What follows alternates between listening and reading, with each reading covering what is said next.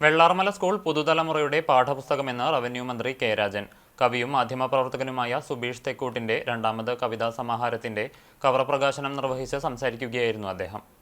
പ്രതികൂല സാഹചര്യങ്ങളെ ഇച്ഛാശക്തി കൊണ്ട് മറികടന്ന് വെള്ളാർമല സ്കൂളിലെ കുട്ടികൾ നേടിയ നൂറുമേനി വിജയത്തിന് പത്തരമാറ്റിന്റെ തിളക്കമുണ്ടെന്നും ഇത് പുതുതലമുറയ്ക്കൊരു പാഠപുസ്തകമാണെന്നും മന്ത്രി കെ രാജൻ അഭിപ്രായപ്പെട്ടു.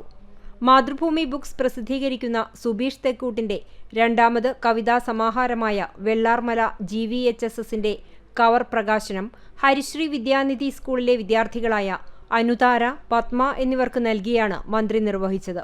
തൃശൂർ മാതൃഭൂമി ബുക്സിൽ നടന്ന ചടങ്ങിൽ bureau chief MK Rajasekharan, Vijesh Edakkunni, MR Mounish, Vinod Kandankavil, Jeenraj G എന്നിവർ സംബന്ധിച്ചു. CCTV മുൻ സീനിയർ എഡിറ്ററാണ് ഞമനേങ്ങാട് സ്വദേശിയായ സുബീഷ് തെക്കൂട്ട്. ആനുകാലികങ്ങളിലുൾപ്പെടെ നിരവധി കവിതകൾ പ്രസിദ്ധീകരിച്ച സുബീഷിന്റെ ആദ്യ കവിതാ സമാഹാരമായ തേനാരി നിരവധി പുരസ്കാരങ്ങൾക്ക് അർഹമായിട്ടുണ്ട്.